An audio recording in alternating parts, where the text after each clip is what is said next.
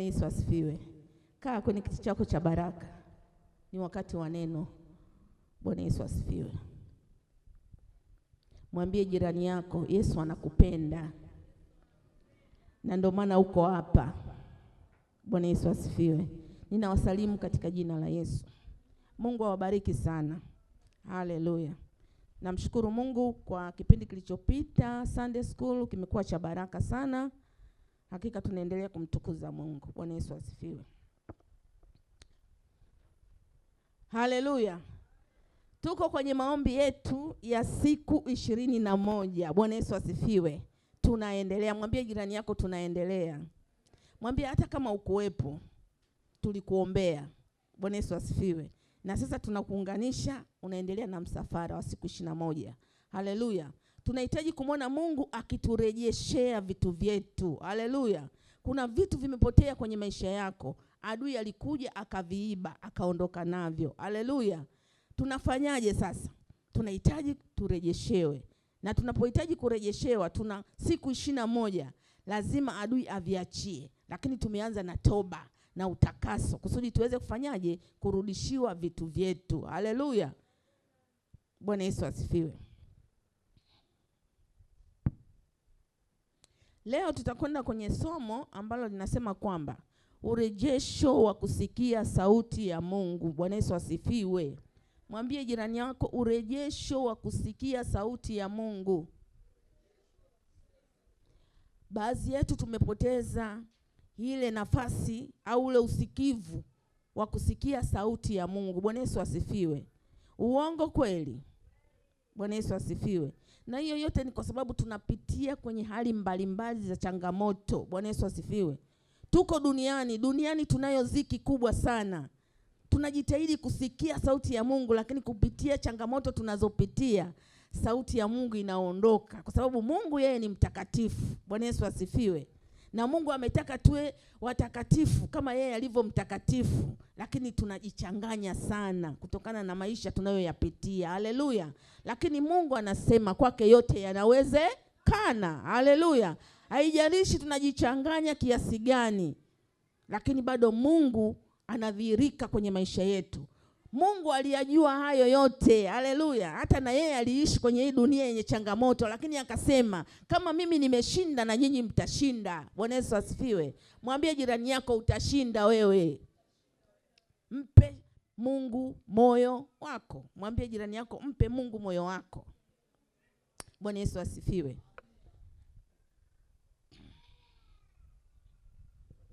Tusimame kwa ajili ya kulikabidhi neno la Mungu na tuendelee.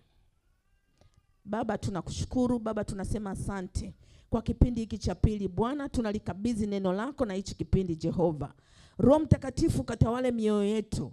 Baadhi ya mioyo imekata tamaa, baadhi ya mioyo imeumizwa na imevunjika, lakini Roho Mtakatifu uko mahali hapa. Utarejesha tumaini tena, kutengeneza mioyo iliyokata tamaa na kuvunjika. Tunajua kwako kuna tumaini jipya. Baba tunasema asante, hata kama miili yetu ya nje inachakaa, lakini bado ndani tunafanywa upya kupitia neno lako. Baba tunasema asante mchana wa leo. Tuna kila sababu ya kutukuza na kukubariki na kukuinua. Sifa na utukufu ni zako. Roho Mtakatifu, mimi nipungue, wewe uzidi. Tawala ufahamu wangu, tawala roho yangu, katika jina la Yesu Kristo wa Nazareti aliye hai. Haleluya. Amen. Sima na nikaa kwenye kiti chako. Bwana Yesu asifiwe. Urejesho wa kusikia sauti ya Mungu. Haleluya. Kusikia sauti ya Mungu sio kazi kusikia. Haleluya. Ila kuelewa. Unaweza ukasikia na usielewe. Si ndio jamani? Kusikia wote tunasikia, lakini je, umeelewa? Mwambie jirani yako, je, unaelewa? Baadhi ya watu wa Mungu walikuwa wanasikia sauti ya Mungu, kumsikia vizuri tu Mungu, akawa anawatumia. Bwana Yesu asifiwe. Kuna baadhi yetu tuko mahali hapa, tulikuwa tunamsikia Mungu, tunamuelewa Mungu, lakini sasa kama nilivyosema, kupitia na changamoto mbalimbali ambazo tunazokabiliana nazo, sauti ya Mungu ikafanyaje? Ikapotea.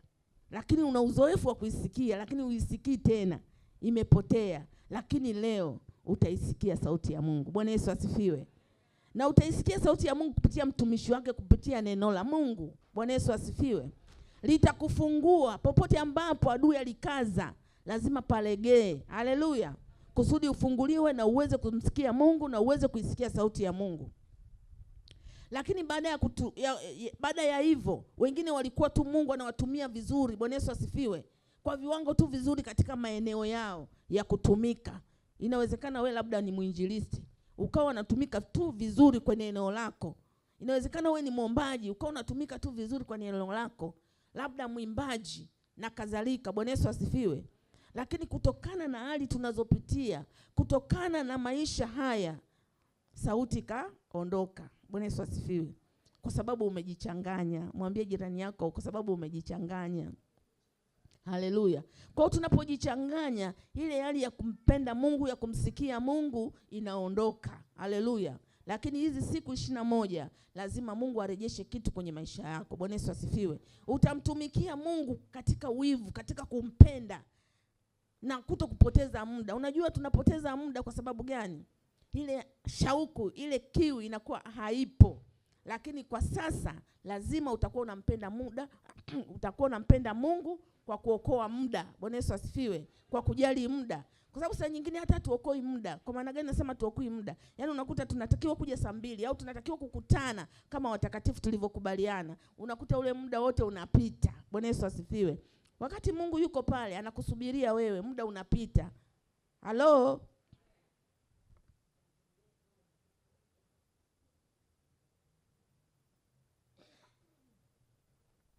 Bwana Yesu asifiwe. Haleluya. Na mimi narejeshewa. Bwana Yesu asifiwe. Kwa hiyo unakuta katika hizo hali, ile kiu, ile shauku inapotea. Bwana Yesu asifiwe. Lakini leo tutaenda kuachilia maambukizi ya wewe kumpenda Mungu, ya kumtumikia Mungu. Hatuchoki. Bwana Yesu asifiwe. Pamoja amesema nje tunachoka, lakini tunawekeza ndani. Haleluya. Mwambie jirani yako, jitahidi kuwekeza ndani. Mwambie ili usichoke. Yaani hapa umekuja inaonekana kama tumekulazimisha, lakini ujue kwamba wewe umechaguliwa. Bwana Yesu asifiwe. Hatujajichagua sisi bali tumechaguliwa. Biblia inasema kwenye Yohana, si nyinyi mlionichagua bali mimi nimewachagua. Haleluya. Kwa hiyo wewe kama umechaguliwa, ni lazima ujione wewe si wa kawaida. Ongea yako, tembea yako, kutumika kwako. Bwana Yesu asifiwe. Lazima ujione si wa kawaida. Wewe mtu aliyechaguliwa unafikiri mchezo? Hapa Samia kuchague au kipindi kile cha Magufuli uchaguliwa, utakuwa mtu wa kawaida. Sasa Mungu je, si zaidi? Haleluya. Jipigie makofi. Alafu mwambie jirani yako, nimechaguliwa mimi. Haleluya. Bwana Yesu asifiwe. Lakini tukamwangalie mtu mmoja hapa anaitwa Samueli. Haleluya. Huyu alikuwa haelewi kusikia sauti ya Mungu. Kama inawezekana na wewe ulipo hapo kwenye kiti, hivi unasema sauti ya Mungu inakuaje au yani uelewi. Haleluya. Hata hapa kuna mtumishi mmoja alikuwa anaitwa Samueli akiwa mdogo. Ilikuwa ni changamoto na yeye kuisikia sauti ya Mungu au kuielewa sauti ya Mungu. Bwana Yesu asifiwe. Nani atanisomea?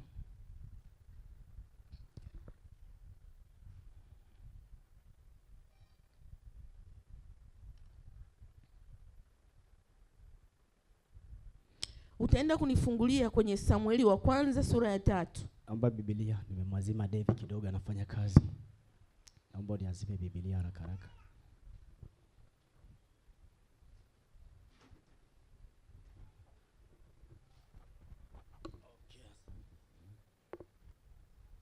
Samueli wa ngapi mama? Samueli wa kwanza. Amina. Samueli wa kwanza sura ya 3. Ndio. Sura ya 3 mstari wa 4. Amina.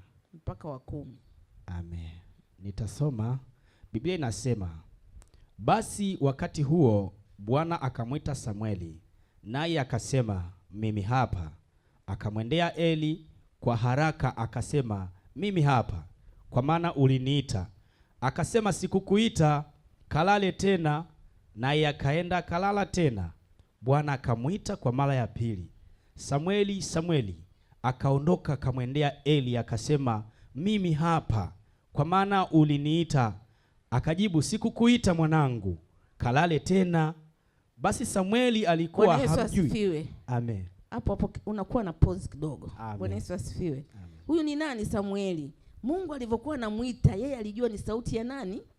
Ya Eli. Mmenielewa? Kuna wengine tukiwaambia vitu wanasema kwamba huyo ni mchungaji kaongea. Hajui kama ni Mungu ameongea, hajui kama ni Mungu anamtaka mtumikie. Tunapomfuatilia au tunaposema hiki na kile, anasema kama tunamsumbua au anaona kama yani hatumaanishi tunachokifanya. Bwana Yesu asifiwe. Huyu ni Eli. Huyu ni nani? Ni Samueli akiwa na Eli. Bwana Yesu asifiwe. Mungu anamuita Samueli katika kumtumikia nani? Mungu. Lakini kwa vile Samueli hana uelewa, hana uzoefu wa kumsikia Mungu, yeye anachojua kwamba Eli anamuita. Kuna wangapi wenu hapa mtumishi Sarafina au mchungaji Sarafina au bishop Sarafina ameongea mambo mengi kwenu, amewapa maelekezo, mkamchukulia bishop, mkamchukulia mchungaji? Mnanielewa wapendwa?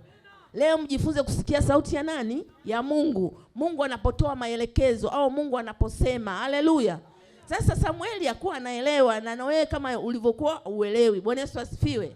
Na ndio maana umetusumbua. Mwambie jirani yako, ndio maana umesumbua wachungaji. Ndio maana unasumbua wachungaji. Ulikuwa hujaelewa, lakini leo utaelewa. Bwana Yesu asifiwe. Amen. Haleluya. Amina. Huyu ni nani? Ni Samueli, anaitwa. Bwana Yesu asifiwe, na Mungu akatumike kwenye lile kusudi ambalo Mungu amekusudia. Lakini sasa haelewi. Yeye anachojua ni Eli anamuita. Wewe unachojua Shirima anakuita.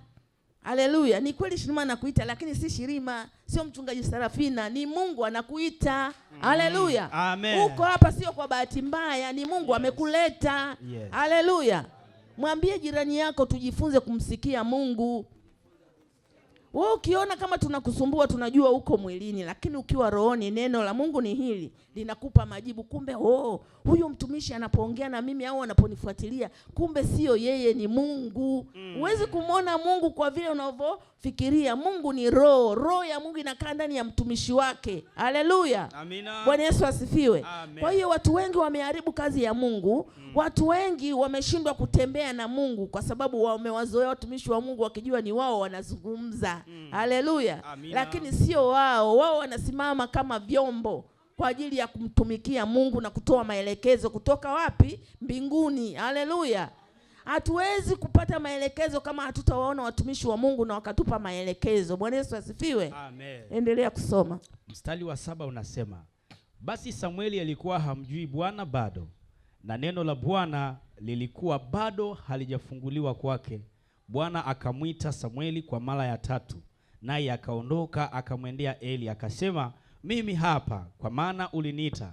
Ndipo Eli akatambua ya kuwa Bwana ndiye aliyemwita yule mtoto. Haleluya. Amen. Bwana Yesu asifiwe. Jipigie makofi basi. Amen. Kumbe mweshatambua kwamba Bwana ndiye aliyekuita hapa. Haleluya, sio Shirima. Amina. Amen. Kwa hiyo unapotumika, mtumikie Mungu kwenye eneo lako kwa nguvu na bidii. Bwana Yesu asifiwe. Kwa sababu Mungu anasema anayefanya kazi yake kwa ulegevu amelaaniwa. Haleluya.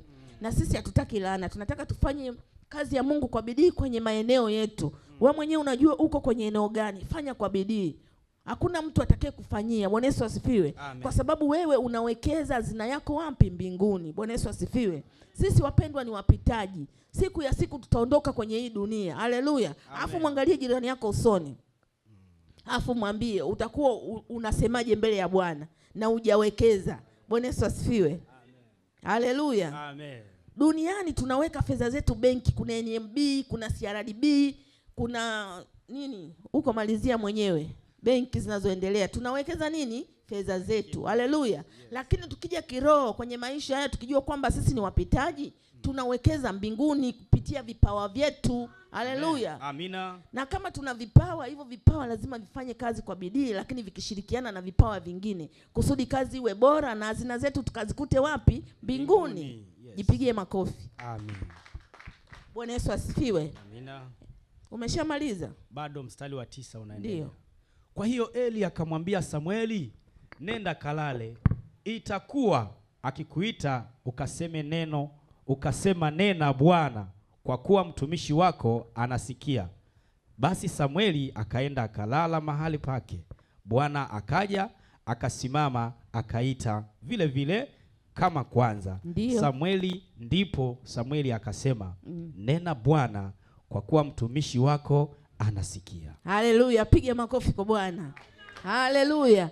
Kwa hiyo siku ya leo mtumishi wa Mungu atakavyokuwa anaongea kwa wewe mwenyewe kuhusu kutumika Mungu, sema nimesikia mtumishi wa Mungu, kwa sababu Mungu anasema na wewe. Haleluya. Amen. Sasa utakuwa umeshaelewa sauti ya nani? Ya Mungu anapokupa maelekezo. Bwana Yesu asifiwe. Amina. Tumetoa maelekezo mengi, wengine wakapuuza, wakaona kama wanasumbua, wakaona kama labda hivi na vile. Bwana Yesu asifiwe. Amen. Kumbe Mungu anakupenda. Haleluya. Yaani wewe ukiona Mungu anakufuatilia kupitia mtumishi wake, mara message, mara simu, tunazimiwa simu. Bwana Yesu asifiwe. Message zingine hazijibiwi. Hiyo yote ni upendo wa Mungu, kwa sababu Mungu upendo wake ni wa milele, au komi au na mwisho. Bwana Yesu asifiwe. Ndio maana unaona atuchoki, lakini upendo wa mwanadamu unachoka. Utaona akufuatilii tena, kama atasema ananisumbua kama nini, kuanzia leo simpigii simu wala situmi message. Huyo ni mwanadamu. Bwana Yesu asifiwe. Lakini Mungu achoki. Yes. Tunatuma message kwa sababu ndani kuna Mungu. Haleluya. Amen. Pigie Bwana makofi. Amina. Kwa hiyo kuanzia leo umefanyaje? Umejifunza kusikia sauti ya Mungu. Hutapoteza muda, hutakasirikiana na mtu yoyote. Wewe ukitaka kukasirika, mkasirikie Mungu, kwa sababu umeshaelewa sasa kwamba huyu ni Mungu anasema na mimi. Bwana Yesu asifiwe. Amina. Lakini pia Mungu anaweza kumtumia yeyote, sio mpaka mtumishi. Bwana Yesu asifiwe. Kusudi ujumbe ufike kwa haraka na kazi yake iweze kusonga mbele. Haleluya. Amen. Na wengine wao wamepotea pia kuona maono, wengine kuota. Umeshanielewa? Kuna wengine mlikuwa mnaota ndoto nzuri tu za yani za maono za Mungu kukuonyesha jambo. Haleluya. Lakini unakuta hizo zote zimefanyaje? Zimefifia. Hazijapotea, zimefifia. Lakini tuna siku 21 za kurudisha hiyo hali. Bwana Yesu asifiwe. Amen. Hiyo hali ambayo ulikuwa umeipoteza ya mahusiano, ya mawasiliano katika roho na Mungu. Bwana Yesu asifiwe. Kwa sababu tunapoteza mawasiliano katika ulimwengu wa nini? Wa roho. Lakini leo utarejeshewa. Na mpaka zinakuisha hizi siku 21 utakuja kutushuhudia. Bwana Yesu asifiwe. Haleluya. Mungu waga hapotezi. Anawekeza sehemu ambaye anajua atavuna. Bwana Yesu asifiwe. Lakini na adui ni hivyo hivyo, na ndio maana kunakuwa na ushindani. Mungu anatutaka na shetani anatutaka. Lakini sisi kwa sababu uzuri sisi tulishamtumikia shetani na ndio tukaokoka, si ndio? Kwa hiyo tuna uzoefu wa kumjua kwamba huyu ni nani? Ni shetani. Anataka kuturudisha tuliko toka. Maana ingekuwa kama ametuokoa tujui dhambi, ingekuwa ni changamoto. Lakini ametuokoa tulianza kuzijua dhambi baadhi yetu. Haleluya. Na hao baadhi ni wengi ambao wameokolewa kutoka kwenye dhambi, tofauti na vijana wetu ambao wengine wametoka tu kwenye familia fulani wakampa Yesu maisha yao kabla hawajatembea maisha fulani ambayo hayampendezi Mungu. Lakini asilimia kubwa waliompa Yesu maisha yao walishamtumikia nani? Shetani. Kwa hiyo wewe ukiona shetani anakufuatilia unajua kabisa huyu ni shetani, kwa sababu sio mgeni kwenye maisha yako. Bwana Yesu asifiwe. Kwa hiyo ni wewe tu kukaza buti, kusonga mbele, kumtumikia Mungu. Haleluya. Huna sababu tena ya kusema nimeanguka, nimerudi nyuma. Haleluya. Kwa sababu Mungu amekutoa huko tena kwa mkono wenye nguvu. Na hakikisha kwamba ninampomtoa huyu, kwa sababu kwa nguvu zetu hatukuweza kutoka huko, lakini kwa sababu Mungu anatupenda na anatuwazia mema, alitumia nguvu ya kiungu ya kututoa kwenye hiyo hali ya kutumika. Bwana Yesu asifiwe. Kwenye hayo maagano, kwenye hizo nguvu za giza, kwenye hayo matambiko haikuwa rahisi, lakini kwa sababu Mungu ana nguvu na anaweza yote. Leo mimi na wewe tuko mahali hapa. Bwana Yesu asifiwe. Kwa sababu gani? Anatupenda na anatuwazia mema. Na lile kusudi lake ambalo ni la milele lazima lionekane na liimarike. Bwana Yesu asifiwe. Amen. Pigie Bwana makofi. Yes. Haleluya. Bwana Yesu asifiwe. Mwangalie tena jirani yako kama anatabasamu. Anatabasamu, si ndio? Mungu anakupenda na ndio maana unatabasamu. Haleluya. Unajua siku zote lazima ujifurahie na umfurahie Mungu. Haleluya. Kuna watu tumepoteza ladha ya kumfurahia Mungu, tukaona kwamba Mungu ndo kama anasababisha matatizo kwenye maisha yetu. Kumbe ni sisi tulioshindwa kusikia sauti ya nani? Ya Mungu. Kwa hiyo kuanzia sasa jifunze tu kumsikia Mungu au kuisikia sauti ya Mungu, kusudi maisha yawe rahisi, maisha yawe mepesi. Maisha tumeyafanya magumu sisi wenyewe kwa sababu tu tumeshindwa kusikia sauti ya nani? Ya Mungu. Na hiyo yote saa nyingine tuko ndani ya wokovu. Tunajua kwamba unakuta saa nyingine watu wengine wanakuambia kabisa, mimi na miaka 22 kwenye wokovu, lakini ukiangalia hamna kinachoendelea. Bwana Yesu asifiwe. Ni kwa sababu tunashindwa kutembea sawa sawa na mapenzi ya Mungu. Tunashindwa kumlingana Mungu. Bwana Yesu asifiwe. Sasa unakuta mtu mwingine na miaka 2 tu kwenye wokovu, lakini mambo yake yamefanyaje? Yamekuwa super. Kwa sababu kuna kutofautiana katika kusikia. Bwana Yesu asifiwe. Mimi naomba mchana wa leo kila mmoja aweze kusikia sauti ya Mungu. Bwana Yesu asifiwe. Haleluya.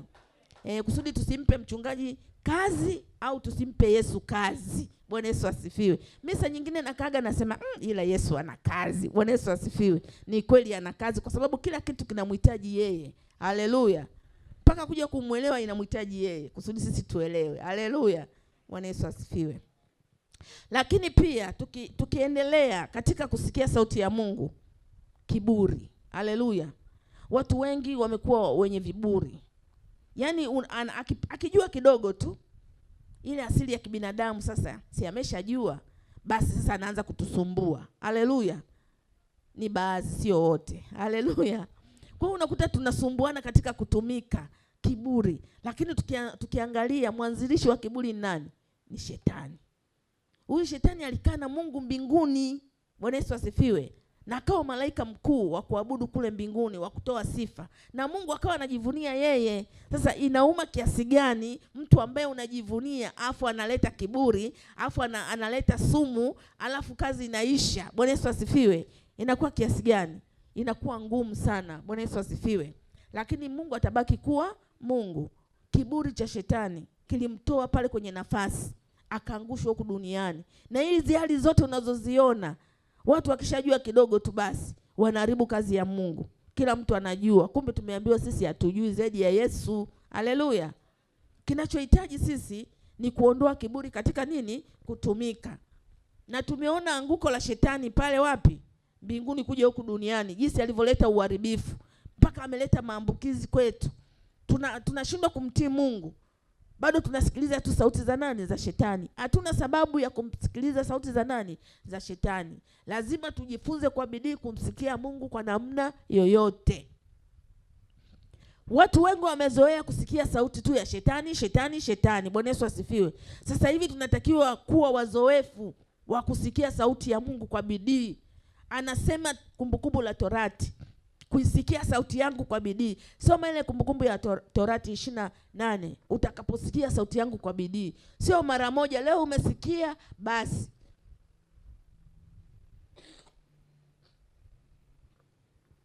Haleluya. Bwana Yesu asifiwe. Funua Biblia yako, soma Kumbukumbu la Torati 28. Biblia inasema kitabu cha Kumbukumbu la Torati sura ya 28 kuanzia mstari wa kwanza. Itakuwa utakapoisikia sauti ya Bwana Mungu wako kwa bidii, kutunza kuyafanya maagizo yake yote ni kuagizayo leo, ndipo Bwana Mungu wako atakapokutukuza juu ya mataifa yote ya dunia. Haleluya. Bwana Yesu asifiwe. Amen. Hiyo ni ahadi kwetu wapendwa. Haleluya.